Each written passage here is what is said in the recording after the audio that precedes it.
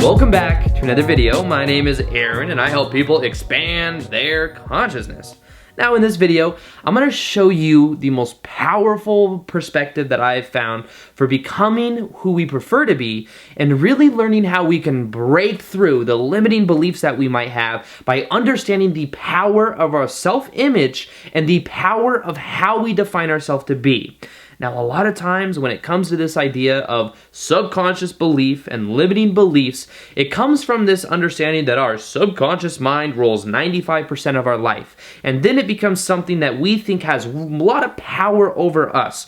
But what I want to suggest to you is that you have the ability and the power to define yourself in a new way, to let go of the little identity of who we think we are, that we can let go of that by becoming consciously aware that most of our life experience has been on autopilot. It's been based upon decisions we made when we were young that began to limit and to define what our potentials and possibilities for our life were.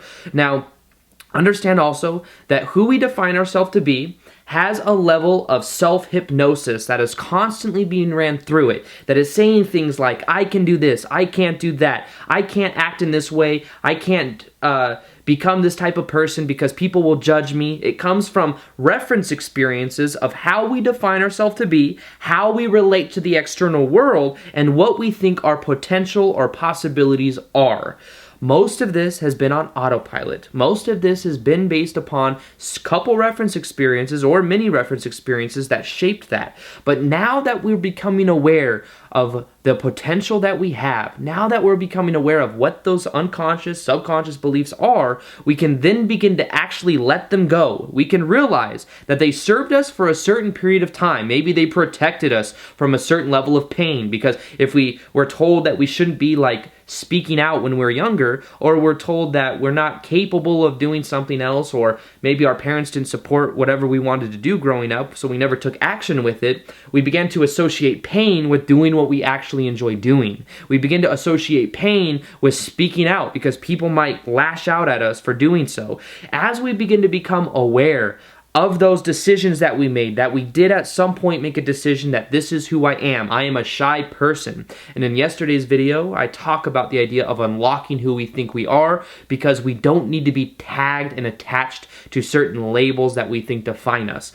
This video is going to kind of expand that idea and really make us understand that our self-image of the way we define ourselves is steering us in a certain direction based upon the hypnosis and the automatic way of thinking of how and who we think we are.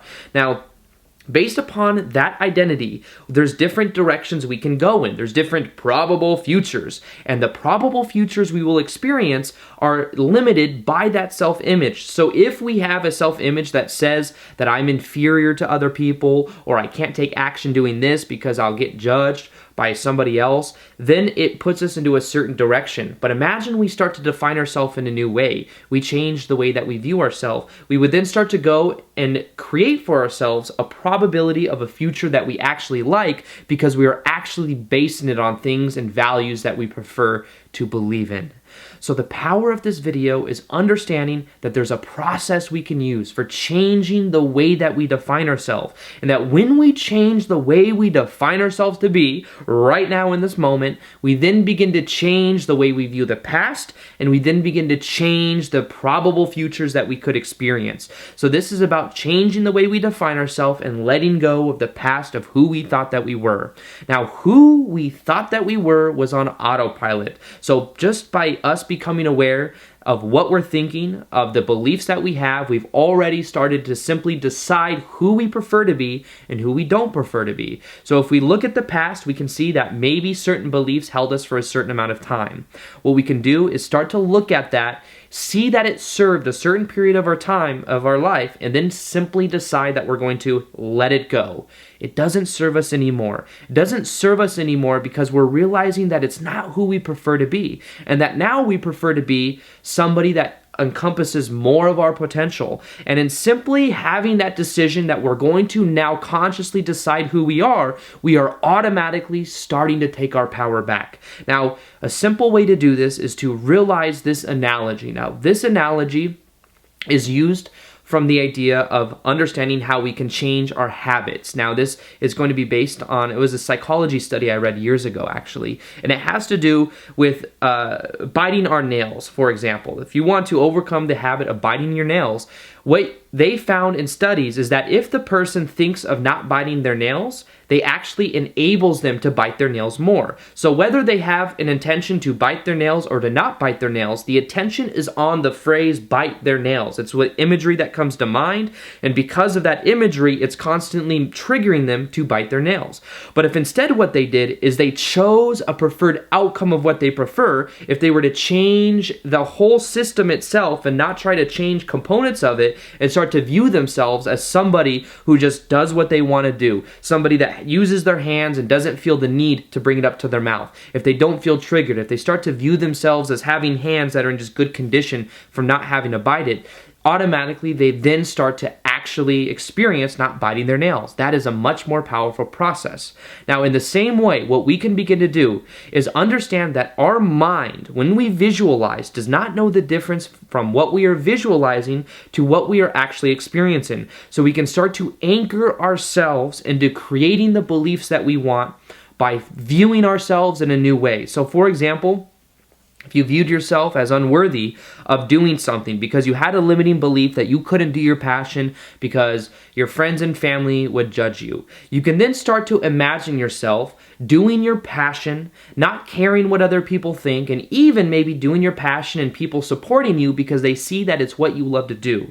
Now, as you begin to visualize that end result with a desire to experience that, and you start to visualize it more and more, the more repetitive that you do it, the more that starts to become who you are. Now, there's another very important part of this process. You must start to take action as if that were you. You must take action and anchor that into who you are. And the more that you do this, the more that it actually starts to become you, and then that becomes who you are now from the decision rather than who you thought that you were based upon the autopilot mind. So this is about becoming aware of who we thought that we were, realizing that that's not who we are anymore, deciding who we are, simply imagining what that entails, doing it over and over again. Repetition will start to anchor it into us, taking the action as if that were who we are, because it is who we are now, and then beginning to do it more and more. And the more we do that, the more that we begin to experience more of our life potential of who we are. I used to have a limiting belief that said that I could not create more than 1 or 2 videos a week because I am too busy. That was what I believed. And I thought that I was actually working hard. I thought that I was creating a lot because I was always constantly busy. But what I realized was that was a negative belief that I had. And I simply decided one day, I was like, I'm gonna start creating more videos. And then all of a sudden, I simply decided I'm gonna do a video a day. And I started to just realize the first day I did it, the next day I just simply did not let it slide. I made it an absolute must that I had to do it. I did it, and then by the second or third day, I just started to view myself as somebody that creates a video a day. I started to know that that's just who I am, and as I continued to take action, as I continued to immerse my energy into it, it just became a natural part of who I am, and one of the most strong human desires there is to remain consistent to the way we define ourselves. So now I am somebody that creates 1 video a day. Doesn't mean I'll never miss a day, but it does mean that that's just who I am, and based upon that, it makes it easier for me to actually perpetuate that state of being because it's a part of who I am. So understand that that's all you have to do is start to view yourself in a new light, start to view and understand that most of what we think is habitual, it's hypnotized, it's something we continue to think over and over again about who we are, it's based on who and how we relate to the world, and really understand this is a powerful part of it as well. How we define ourselves to be and how we relate to other people will kind of also dictate what we experience. So what we can begin to do is to not judge ourselves and not label us and compare us to other people. All of us are unique for who we are. We do not need to put a value system as to I am better than this person, I'm doing this, that person is not. We don't need to rank ourselves in that way. Anytime we rank ourselves as inferior or superior, we are then emphasizing the little ego, the little self-esteem, the little bubble. And by doing that, we are keeping ourselves in that little limited state of being that cares what other people think and that feels however it does. What we can begin to do is just realize that we can be ourselves 100%, that there is nobody else out there that is like you, and by coming at it from that frame, you then begin to see that you can just be yourself in this moment. You then will care less what other people think. That'll give you more permission to be yourself, which will naturally then begin to break through those limiting beliefs. So I hope you guys enjoyed this video. Feel free to like this video if you liked it, share it if you found it of value, and as always, I'll see you guys on the next video.